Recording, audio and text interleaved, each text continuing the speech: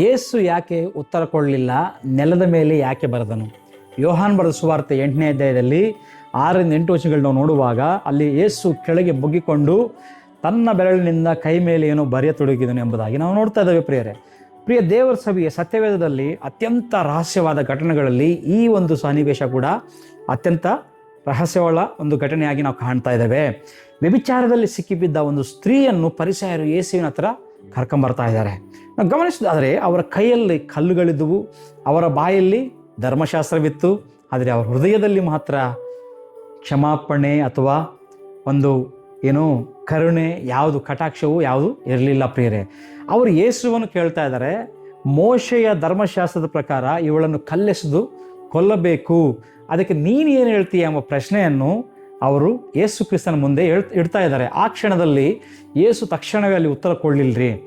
ಆತನು ಕೆಳಗೆ ಬಗ್ಗಿಕೊಂಡು ನೆಲದ ಮೇಲೆ ಬರೀತೊಡಗ್ತಾ ಇದ್ದಾನೆ. ನೋಡಿ, ಸತ್ಯವೇದದಲ್ಲಿ ಯೇಸು ಏನು ಬರೆದನೆಂಬುದಾಗಿ ಹೇಳುವುದಿಲ್ಲ. ಆದರೆ ಯಾಕಂದರೆ ದೇವರು ನಾವು ಆತನು ಪದಗಳನ್ನು ಹುಡುಕೋದಕ್ಕಿಂತ ಆತನು ಮಾಡಿರುವಂಥ ಕಾರ್ಯದ ಅರ್ಥವನ್ನು ಅರಿಯಬೇಕೆಂದು ಬಯಸುವಂಥ ದೇವರಾಗಿದ್ದಾನೆ. ಈ ಸತ್ಯವನ್ನು ನಾವು ಅರ್ಥ ಮಾಡ್ಕೋಬೇಕು. ಮೊಟ್ಟ ಮೊದಲನೇ ವಿಷಯ ನೋಡುವಾಗ ಯೇಸು ಕ್ರಿಸ್ತನು ಮೊದಲು ಉತ್ತರಿಸಲಿಲ್ಲ. ಯಾಕಂದರೆ ಆತನು ವಾದವನ್ನು ಗೆಲ್ಲಲಿಕ್ಕೆ ಬಂದಿಲ್ಲ, ಅದಕ್ಕೆ ಬದಲಾಗಿ ಹೃದಯಗಳನ್ನು ಗೆಲ್ಲಲಿಕ್ಕೆ ಬಂದಿರುವಂಥ ದೇವರಾಗಿದ್ದಾನೆ. ನೋಡ್ರಿ, ಫರಿಸಾಯರ ಕೇಳಿದ್ದು ಒಂದು ಪ್ರಶ್ನೆಯಂತೆ ಕಾಣ್ತಾ ಇತ್ತು, ಆದರೆ ಅದು ಪ್ರಶ್ನೆಯಲ್ಲ, ಕೇವಲ ಅದು ಒಂದು ಬಲೆ ಎಂಬುದಾಗಿ ನಾವು ಕಾಣಬಹುದು. ಅವರಿಗೆ ಆ ಸ್ತ್ರೀಯ ಬಗ್ಗೆ ಕಾಳಜಿ ಇಲ್ಲ, ಅಥವಾ ಅವರಿಗೆ ಸತ್ಯದ ಬಗ್ಗೆ ಆಸಕ್ತಿ ಇಲ್ಲ. ಅವರಿಗೆ ಯೇಸುವನ್ನು ತಪ್ಪಿತಸ್ಥನಾಗಿ ಮಾಡಬೇಕೆಂಬ ಒಂದು ಆಸೆ ಮಾತ್ರ ಹೃದಯದಲ್ಲಿ ಇತ್ತು. ಆದರೆ ಯೇಸು ಅವರ ಆತುರಕ್ಕೆ ಅಲ್ಲಿ ಪ್ರತಿಕ್ರಿಯಿಸಿಲ್ಲ. ಪ್ರಿಯರೇ, ಕೆಲವೊಮ್ಮೆ ದೇವರು ನಮ್ಮ ಪ್ರಶ್ನೆಗೆ ತಕ್ಷಣ ಉತ್ತರ ಕೊಡುವುದಿಲ್ಲ. ಯಾಕಂದರೆ ನಮ್ಮ ಪ್ರಶ್ನೆಗಳಿಗೆ ನಮ್ಮ ಪ್ರಶ್ನೆಗಳಿಗಿಂತ ನಮ್ಮ ಹೃದಯವೇ ಆತನಿಗೆ ಮುಖ್ಯ. ಈ ಸತ್ಯವನ್ನು ಕೂಡ ನಾವು ಅರ್ಥ ಮಾಡ್ಕೋಬೇಕಾಗಿದೆ. ಕೆಲವು ಮೌನಗಳು ದೇವರ ಉತ್ತರಕ್ಕಿಂತಲೂ ಅವು ಆಳವಾಗಿರುವಂಥವಾಗಿದೆ ಎಂಬುದಾಗಿ ನಾವು ಸತ್ಯವನ್ನು ಅರ್ಥ ಮಾಡ್ಕೋಬೇಕು. ಎರಡನೇ ವಿಷಯ ನಾವು ಗಮನಿಸುವಾಗ, ದೇವರ ಬೆರಳು ಕಲ್ಲಿನ ಮೇಲೆ ಧರ್ಮಶಾಸ್ತ್ರ ಬರೆದಿತ್ತು. ಈಗ ಅದೇ ದೇವರ ಬೆರಳು ಧೂಳಿನ ಮೇಲೆ ಕೃಪೆಯನ್ನು ಬರಿತಾ ಇದೆ. ನಮಗೆಲ್ಲರೂ ಗೊತ್ತಿರೋ ಪ್ರಕಾರ ವಿಮೋಚನ ಕಾಂಡ ಪುಸ್ತಕ 31ನೇ ಅಧ್ಯಾಯ 18ನೇ ವಚನದಲ್ಲಿ ದೇವರು ಅಲ್ಲಿ ದೇವರ ಬೆರಳು ಕಲ್ಲಿನ ಫಲಕಗಳ ಮೇಲೆ ಧರ್ಮಶಾಸ್ತ್ರವನ್ನು ಬರೆದಿತ್ತು. ಆ ಧರ್ಮಶಾಸ್ತ್ರ ಪಾಪವನ್ನು ತೋರಿಸಿತು, ದಂಡನೆಯನ್ನು ಘೋಷಿಸಿತು. ಆದರೆ ಯೋಹಾನ 8ನೇ ಅಧ್ಯಾಯದಲ್ಲಿ ನಾವು ನೋಡ್ತಾ ಇದ್ದೀವಿ, ಅದೇ ದೇವರ ಬೆರಳು ಏನು ಮಾಡ್ತಾ ಇದೆ? ಅಲ್ಲಿ ಕಲ್ಲಿನ ಮೇಲಲ್ಲ, ಧೂಳಿನ ಮೇಲೆ ಬರಿತಾ ಇದೆ. ಯಾಕಂದರೆ ಯೇಸು ಕ್ರಿಸ್ತನವರು ಲೋಕವನ್ನು ದಂಡಿಸಲಿಕ್ಕೆ ಬಂದಿರಲಿಲ್ಲ, ರಕ್ಷಿಸಲು ಬಂದಿರುವಂಥ ದೇವರಾಗಿದ್ದಾನೆ. ಧರ್ಮಶಾಸ್ತ್ರವು ಪಾಪಿಯನ್ನು ಗುರುತಿಸಿತು, ಆದರೆ ಕೃಪೆಯು ಪಾಪಿಯನ್ನು ಪುನಃ ಎಬ್ಬಿಸಿತು ಎಂಬುದ ಸತ್ಯವನ್ನು ನಾವು ಅರಿತುಕೋಬೇಕಾಗಿದೆ. ಪ್ರಿಯರೇ, ಮೂರನೇ ವಿಷಯಕ್ಕೆ ನಾವು ಹೋಗುವುದಾದರೆ, ಎಲ್ಲರೂ ಆ ಸ್ತ್ರೀಯ ಪಾಪವನ್ನು ಓದುತ್ತಾ ಇದ್ದರು. ಯೇಸು ಕ್ರಿಸ್ತನು ಮಾತ್ರ ದೇವರು ಬರೆಯಲು ಬಯಸಿದ ಭವಿಷ್ಯತ್ತನ್ನು ನೋಡ್ತಾ ಇದ್ದಾನೆ. ನೋಡ್ರಿ, ಜನರು ಹೇಳ್ತಾ ಇದ್ರು, ಇವಳು ಪಾಪಿ, ಇವಳ ವಿಚಾರದಲ್ಲಿ ಸಿಕ್ಕಿದಂಥವಳು. ಯೇಸು ಹೇಳ್ತಾ ಇದ್ದಾನೆ, ಇವಳು ಇನ್ನೂ ನನ್ನ ಕೃಪೆಯ ಸಾಕ್ಷಿಯಾಗಬಹುದೆಂಬುದಾಗಿ. ಪ್ರಿಯರೇ, ಇದೇ ಒಂದು ಕೃಪೆಯ ದೃಷ್ಟಿಕೋನ ಎಂಬ ಸತ್ಯವನ್ನು ನಾವು ಅರ್ಥಕೋಬೇಕಾಗಿದೆ. ಸೈತಾನನು ಯಾವಾಗಲೂ ಸಹ ನಮ್ಮ ಹಳೆಯ ಗತವನ್ನು ನಮಗೆ ನೆನಪಿಸುವಂಥವನಾಗಿದ್ದಾನೆ. ಆದರೆ ಯೇಸು ಕ್ರಿಸ್ತನು ಹೊಸ ಕಥೆಯನ್ನು ಆರಂಭಿಸುವಂಥ ದೇವರಾಗಿದ್ದಾನೆ. ನಿನ್ನ ಭೂತಕಾಲ ದೇವರ ಅಂತಿಮ ತೀರ್ಪು ಎಂದಿಗೂ ಅಲ್ಲ.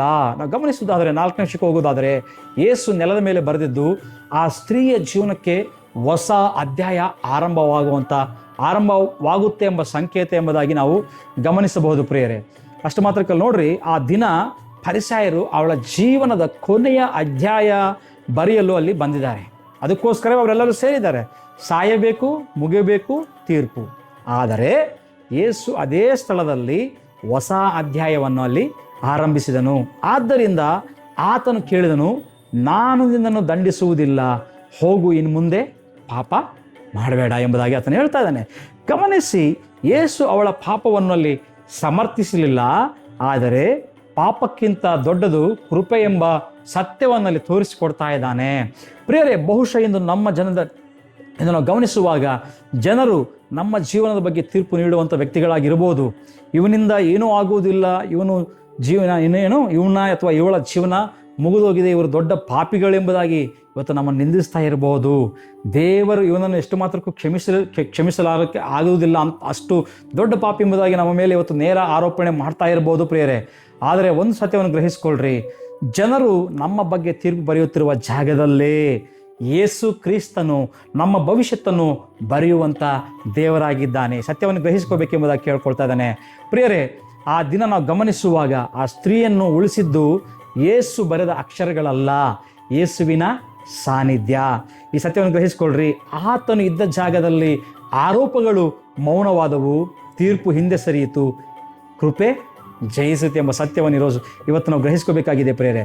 ನೋಡ್ರಿ, ಇಂದು ನೀನು ನಿನ್ನ ಭೂತಕಾಲದ ಒಂದು ವೇಳೆ ಭಾರವನ್ನು ಹೊತ್ಕೊಂಡು ಬಂದಿದೆಯಾ? ಇವತ್ತು ಈ ವಾಕ್ಯವನ್ನು, ನಿನ್ನ ಭಾರವನ್ನು ಹೊತ್ಕೊಂಡು ಈ ವಾಕ್ಯವನ್ನು ಕೇಳ್ತಾ ಇದೆಯಾ?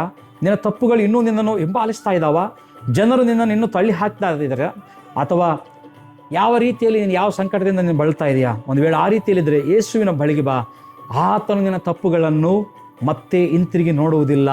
ನೀನು ಆತನ ಕೃಪೆಯಲ್ಲಿ ಏನಾಗಬಹುದು ಎಂಬುದನ್ನು ಮಾತ್ರ ನೋಡುವಂಥ ದೇವರಾಗಿದ್ದಾನೆ. ಯಾಕಂದರೆ ನಮ್ಮ ಪಾಪಗಳನ್ನು ನಮ್ಮ ಬೆನ್ನಿನ ಸಮುದ್ರದ ಕೆಳಕ್ಕೆ ಆಳಕ್ಕೆ ಆತನು ಹಾಕಿದ್ದಾನೆ, ಆತನ ಬಿಸಿದಾನೆ. ಉತ್ತರಕ್ಕೂ ಪ್ರವಣಕ್ಕೂ ಉತ್ತರಕ್ಕೆ ಎಷ್ಟು ಡಿಫರೆನ್ಸ್, ಎಷ್ಟು ದೂರ ಇದೆ ಅಷ್ಟು ದೂರ ಅಗಲ ಮಾಡಿದ್ದಾನೆ ಎಂಬುದಾಗಿ ದೇವರು ವಾಕ್ಯ ಹೇಳ್ತದೆ. ನಮ್ಮ ಪಾಪಗಳನ್ನು ನಾವು ಗಮನಿಸುವಾಗ ಪ್ರಿಯರೇ, ನನ್ನ ಭೂತಕಾಲ ನನ್ನನ್ನು ನಿರ್ಧರಿಸುವುದು ಎಂಬುದಾಗಿ ಹೇಳೋಣ. ಹಾಗಾದರೆ ಜನರ ತೀರ್ಪು ನನ್ನ ಜೀವನದ ಕೊನೆಯ ಮಾತಲ್ಲ ಅಂತ ಹೇಳೋಣವಾ?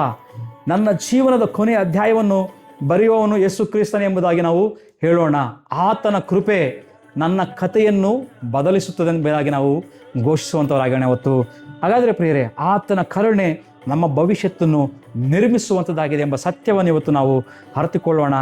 ಈ ಮಾತುಗಳನ್ನು ನಿಜವಾಗಲೂ ನೀವು ಅರಿತುಕೊಳ್ಳುವುದಾದರೆ, ಯಾವುದೇ ಸ್ಥಿತಿಯಲ್ಲಿದ್ದರೂ ಸಹ ಆತನ ಕಡೆಗೆ ಬರುವುದಾದರೆ ಖಂಡಿತವಾಗಿಯೂ ಆತನ ಕೃಪೆಯನ್ನು ನಾವು ಆಗಿದ್ದೇವೆ.